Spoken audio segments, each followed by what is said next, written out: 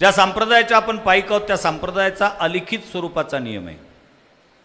अलिखित स्वरूपाचा नियम म्हणण्याच्या मागचा माझा उद्देशच असा आहे, जगाच्या पाठीवर वारकरी संप्रदाय असा एक संप्रदाय आहे की ज्या संप्रदायाची लिखित स्वरूपाची घटना नाही. पण त्यापुढे एक वाक्य बोलेल, लिखित स्वरूपाची घटना नसताना सुद्धा जो संप्रदाय कधीच घटनाबाह्य वागत नाही, या संप्रदायाचं सगळ्यात मोठं वैशिष्ट्य आहे. कधीच घटनाबाह्य वागत नाही.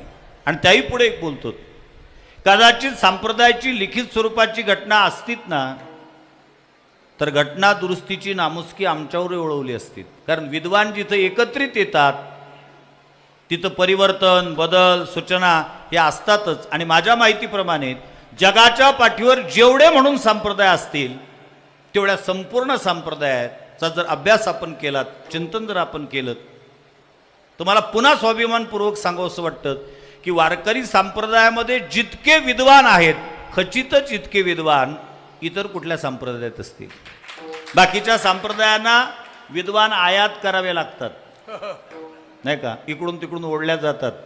माझ्या माहितीप्रमाणे जगाच्या पाठीवरच्या सगळ्या संप्रदायांना, हा स्वाभिमान म्हणावा का दुर्दैव म्हणावा हाही एक भाग आहे, निर्यात करणारा संप्रदाय आमचा आहे.